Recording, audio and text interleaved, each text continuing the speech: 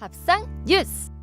네, 밥상 뉴스 요거만 나면 이상하게 배가 고파지는 거예요. 소리부터가 이제 자꾸 이제 배가 고프네요. 네, 정은정 농촌사역자 모셨습니다. 어서 오세요. 네, 안녕하세요. 오늘 어떤 이야기인가요? 데이비는 평소에 집에서 물 어떻게 드십니까? 정수기로 먹죠. 예. 단순히 물로만 볼 수 없는 오늘 수돗물 이야기인데요. 네. 어제 환경부에서 수돗물 먹는 실태 조사 결과를 발표했습니다. 네. 먹는 수돗물 처음 나온 이야기는 아닌데 어떻게 나왔어요, 결과가? 예, 전국 161개 지자체 약 72,460 가구주를 대상으로 조사를 했는데 네. 국민 3명 중 1명은 물을 마실 때 수돗물을 그냥 먹거나 이제 끓여 먹는 것으로 나타났습니다. 만족도는 70%가 조금 안 되는 69.5% 정도로 나왔는데요. 대체적으로 만족한다라는 거죠. 예. 예, 복수 응답으로는 36% 정도의 국민들이 그대로 먹거나 혹은 이제 끓여서 수돗물을 먹고 있다고 응답을 하는데 특히 뭐 차나 커피 마실 때는 그대로 끓여 먹기도 하고 또 밥이나 음식 조리를 할 때는 수돗물을 그대로 사용한다는 응답 비율이 67%였습니다. 저희도 음식 조리할 때는 수돗물 그냥 써요. 예, 저희도 그렇게 씁니다. 네. 뭐 정수기를 쓰는 이유 중에 좀 여쭤봤더니 집에 정수기 장사 안 하는 사람이 없다. 이 얘기들 많이 하시더라고요.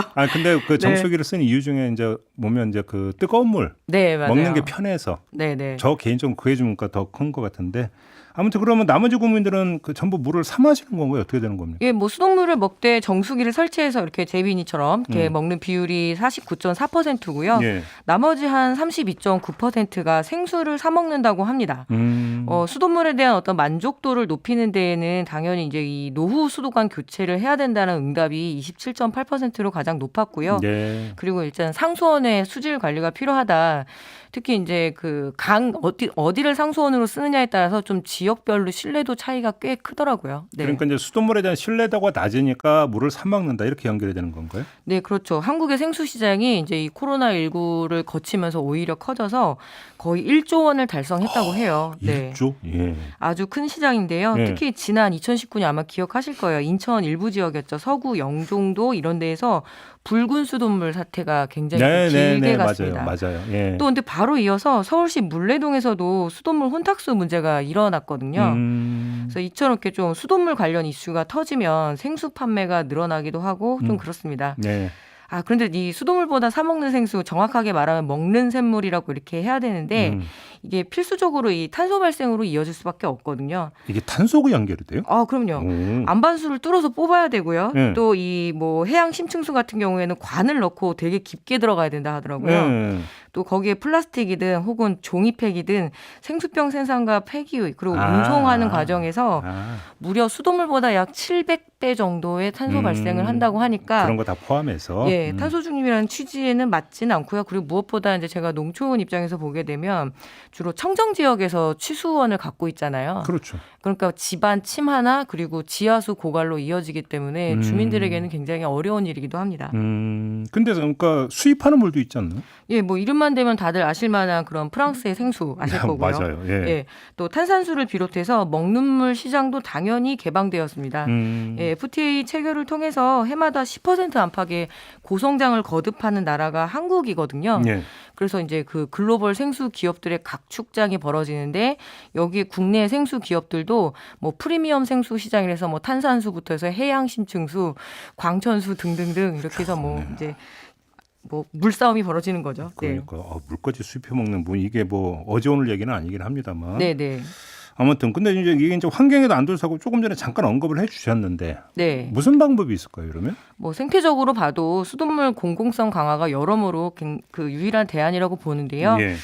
그래도 수돗물 신뢰도가 되게 중요합니다. 그래서 환경부 조사에서 보면 이번에 국민들 한 70% 정도가 신뢰는 하고 있다곤 하지만 좀 독특한 게 외국보다는 굉장히 인식이 매우 낮은 편입니다. 그래요? 예, 수돗물을 그대로 음용하는 비율도 유럽이나 영국, 일본에 비해서는 좀 낮은 편인데요. 예, 한국의 수돗물 관리 기준이 의외로 전 세계에서 가장 깐깐한 편이라고 알려져 있더라고요. 우리나라 물 좋은 걸로 저는 알고 있는데. 네.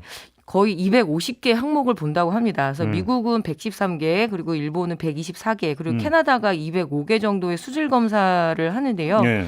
뭐 수질 수준도 2013년에 그 WHO 물안전 관리 그 기법 도입국으로 공식이 등재가 됐고 음. 예, 잘 알려져 있지 않지만 2012년에 세계 물맛대회가 있었고요. 거기 32개국 중에서 7위를 차지한 수돗물 맛집입니다. 아, 한국이. 이런 대회도 있어요? 네. 오. 그래서 이제 수돗물 공공성 강화라는 건 전 세계에서 가장 이렇게 유일한 대안이다라고 밀고 있는 거죠. 그래서 한국도 이제 거기에 같이 행보를 맞추는데 여전히 인식은 좀 따라오지 못합니다. 그런데 네. 뭐 아이가 그래도 좀 의심되고 좀 뭔가 좀 꺼림칙하다 하면 그럼 어떻게 하는 게 좋을까요? 생활 정보 차원에서 좀 알려드리자면 네.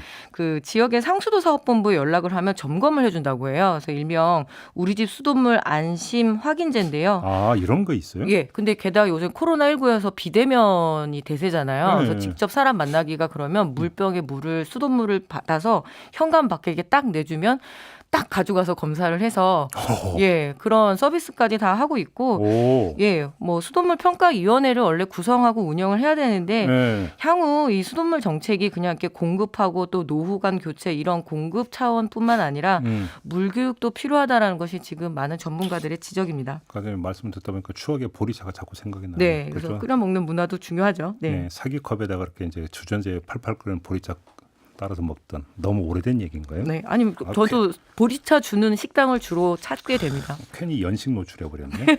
저도 마찬가지입니다. 마무리하겠습니다. 네, 네, 고맙습니다. 정은정 농촌 사역자와 함께했습니다. 고맙습니다. 네, 고맙습니다.